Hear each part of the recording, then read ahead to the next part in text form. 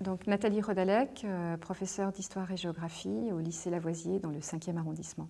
Pour moi, enseignant l'histoire et géographie dans le cadre scolaire et de ma discipline, le témoignage est d'abord d'une grande portée pédagogique, ça indéniablement, dans le sens où il permet aux élèves d'avoir d'une part un récit riche d'un vécu, d'une expérience, qui permet d'avoir un ressenti humaniste, d'incarner, de donner de la chair, hein, un récit simplement historique ou un point de vue historique.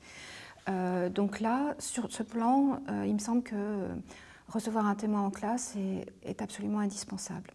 Le deuxième élément, c'est que ce témoignage peut avoir une portée extrêmement formatrice par rapport à la conception de l'histoire. Il permet aux élèves de faire la part d'un récit individuel avec toute sa singularité, son propre parcours, et puis d'autre part le point de vue scientifique, historique que je peux leur apporter. Et par conséquent, c'est vraiment un moment d'enrichissement, de formation pour les élèves et de comprendre un petit peu aussi comment s'est construite l'histoire, comment se fait l'histoire. Et donc à partir de croisements, de destins et de travaux scientifiques d'historiens, et donc s'appuyant sur des archives, des analyses archéologiques, de sources orales aussi et écrites. Et puis troisième point, recevoir un témoin, c'est aussi finalement participer et contribuer à cet enseignement moral et civique, surtout sur ces thèmes très forts, de formation citoyenne.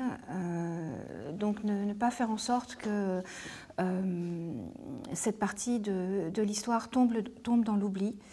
Donc il y a de moins en moins de témoins et par conséquent, il est important de faire vivre, donc de recourir à la fois à cette oralité, soit par la présence d'un témoin dans une classe, soit en recourant effectivement à des captations, à des vidéos, des interviews et de ce que les témoins ont pu nous apporter. Donc pour moi, ça a vraiment un triple sens.